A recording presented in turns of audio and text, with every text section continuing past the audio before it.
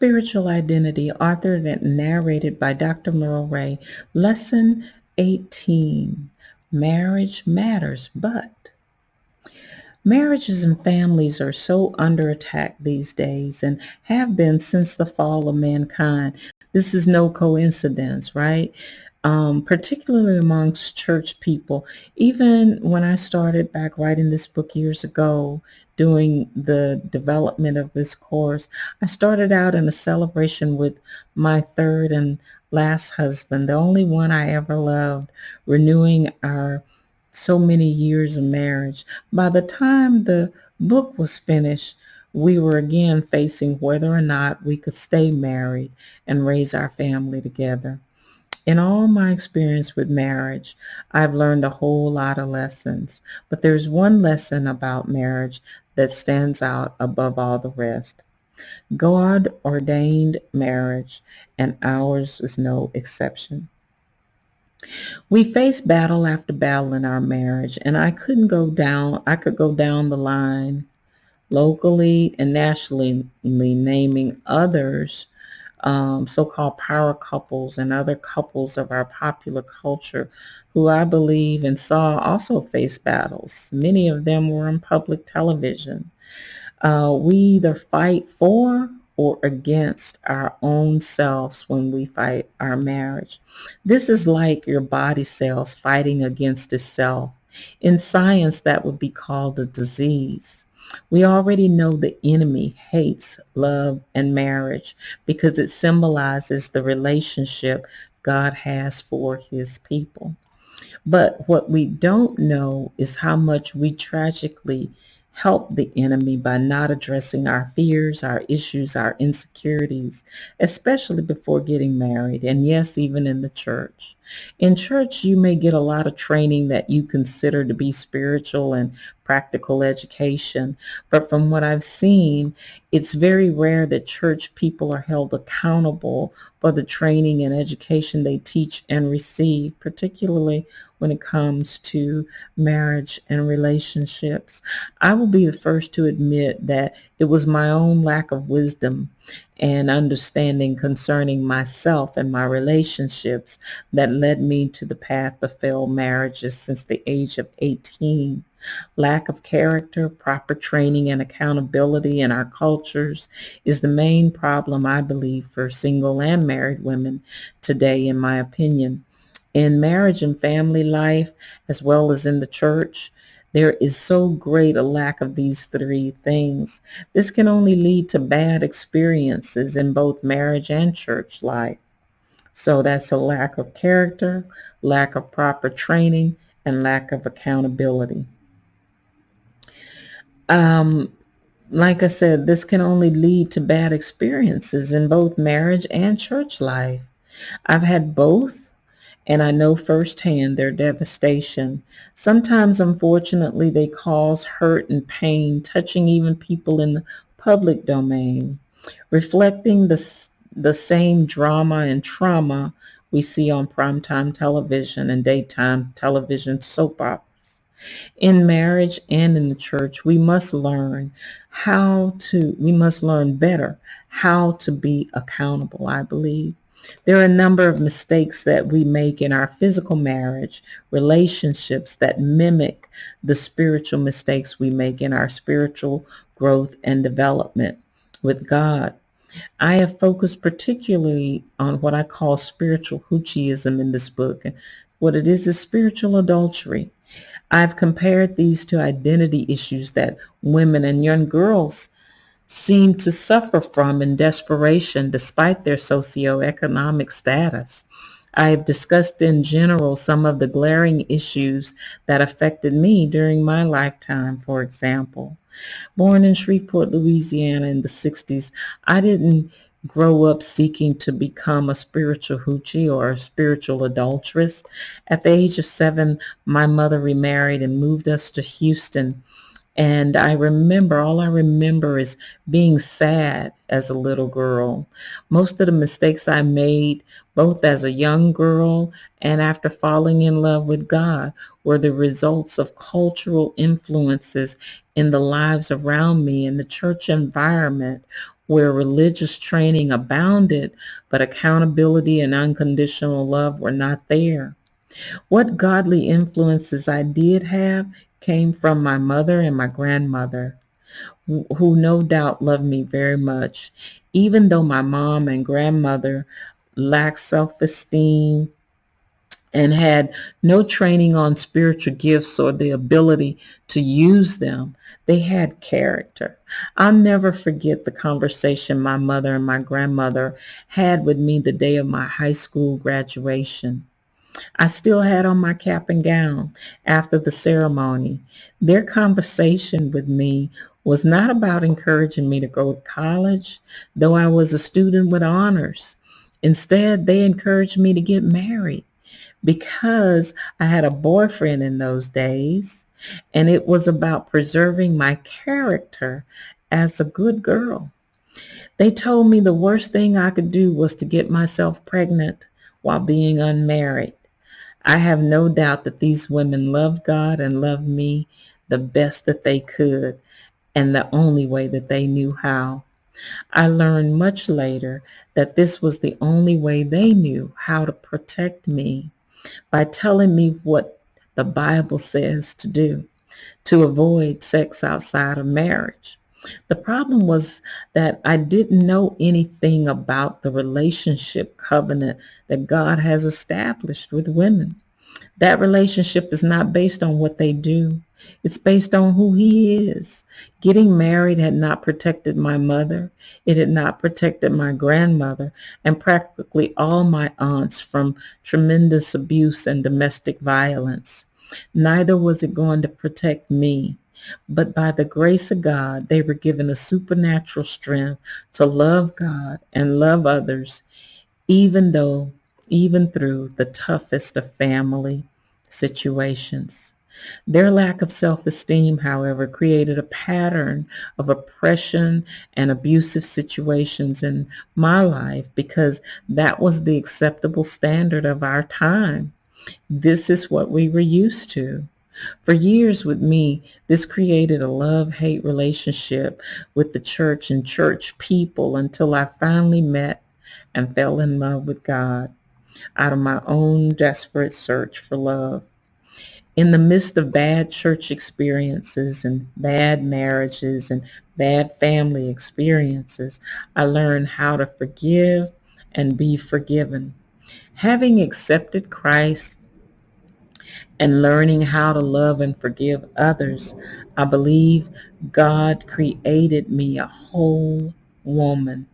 But even a whole woman needs training in order to live life whole. My daughters and my sisters, what I'm trying to get you to see is that marriage and family is great, but they are not automatic.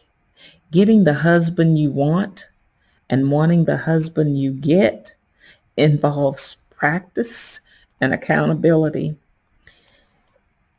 3 ways between you, your husband, and God before and after the wedding. The same is needed in many churches today. Go figure. We will have challenges in marriage and in the church, but we can have them a lot less using the wisdom of accountability. Now, I do love my husband, and he is a godlike creature, but that's just it. He's a creature, not the creator. Unlike God, my husband was not all powerful, not all knowing, and not all ever present everywhere without error. Since it is clear that our spouses cannot be God for us, we must operate by a principle that marriage matters, but it will not replace a close, intimate relationship with God. Marriage takes practical training in addition to the spiritual experience of knowing God. Even though I've been divorced 3 times and divorced today, God didn't cause any of them. God is not in the business of breaking up marriages and families. The bottom line is A godly marriage is something that all married people need to strive for, and it takes a willingness to do so. It takes cultivation. That's the same word God used in Genesis when he told Adam the ground had been cursed because of his sin. The word meant it takes work. Marriage takes work, and lots of it. For most women who have been troubled in troubled marriages and relationships, as I have, that's reason enough to seek God. But there's so much more to God once you actually fall in love with him as a husband and best friend. When God becomes sexy, marriage becomes more than just another legal agreement. Marriages are shattered today because sin-contaminated people made them that way. But even in that, God has made us more than conquerors. Marriage between a man and a woman today is still the most sacred physical institution on the face of the earth. How you see God and how you see yourself in God makes all the difference. Now, not how you see religion, not how you see culture, not how you see church ministry obligations, and not even how you see other family obligations. Since God is who created us, from his viewpoint is the only legitimate way to define a marriage. Since God is the author and finisher of our faith, we need to allow him to be the author and the finisher of our marriages. Single or married, wherever we go in life, each and every day, we have a journey toward a higher calling to walk out. It's called our identity. Our Rise of Virtue Principle 7 is a woman is the only one who can affirm her identity. Christ is the only one who confirms it.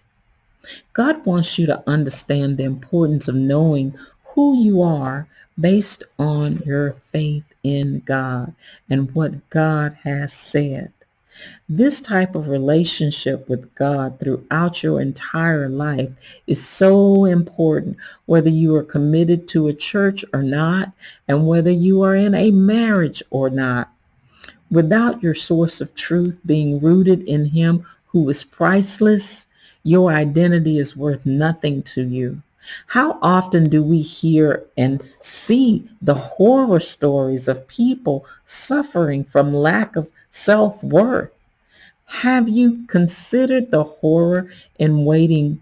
Have you considered the horror in wasting 1 minute of your life allowing popular culture to demean you or your marriage? Have you considered the horror in wasting 1 minute, just one, of your life allowing popular culture to demean you and demean your marriage? That's exactly what happens to you and your marriage when you are empowered by outside influences and not God. For the most part, our culture wants to lure us away from accepting the moral truth that it is in God who created us and not we ourselves, where relationships are even established. Therefore, only God's love can govern us in relationships. We need his help. Living single, married, and divorced repeatedly, each time I was spiritually, physically, and emotionally wounded and hurt. Divorce is not something that I love, but something that I hate. Not because it exists, but because it necessarily exists. Divorce is rampant, not because there's something wrong with God's institution of marriage, but because there's something wrong with the people in it. Women and men have issues before during, and after marriage that constantly change and must be checked and conquered. God has made us more than conquerors for a reason. Building a relationship with Him that includes accountability gives people the strength and ability, I believe, that they need to be more than conquerors in identity, relationships, family, communication, love and intimacy, security, everything. These are not just for women. These are extremely important for men too. When it comes to relationships, men need intimacy, self-worth, and communication too. Maybe sometimes just a different kind. Whether your issue is staying married or staying single, either way, what I've learned is that it all takes work, cultivation, work. So marriage matters, but it will not replace an intimate, close relationship with Him.